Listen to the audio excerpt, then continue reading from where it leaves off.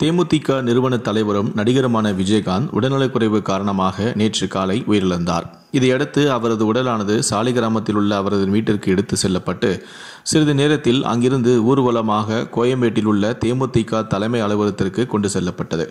அங்கே ஏராளமான பிரபலங்களும் பொதுமக்களும் அஞ்சலி செலுத்தினர்.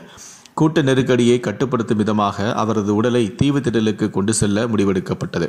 அதன்படி இன்று காலை அவரின் உடலானது தீவுத்திடலுக்கு கொண்டு செல்லப்பட்டு பொதுமக்கள் அஞ்சலிக்கும் வைக்கப்பட்டது.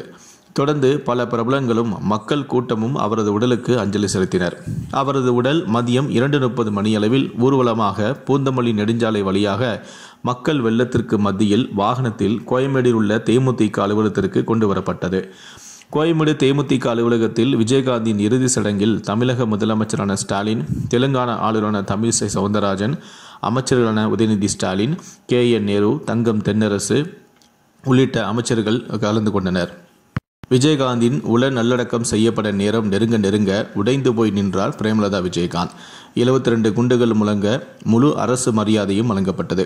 பின்னர் பிரேமலதா விஜயகாந்தின் கால்களை பிடித்து கண்ணீர் விட்டபடி அவரது கைகளையும் தொட்டு கண்களில் ஒத்திக்கொண்டார். மேலும் மடங்கியபடி தேமுதிக கட்சி கொடி போட்ட மோதிரம் அணிந்திருந்தபடி இருந்த விஜயகாந்தின் கைகளை பிடித்தபடி கண்ணீர் விட்டு கதறி அழுதார்.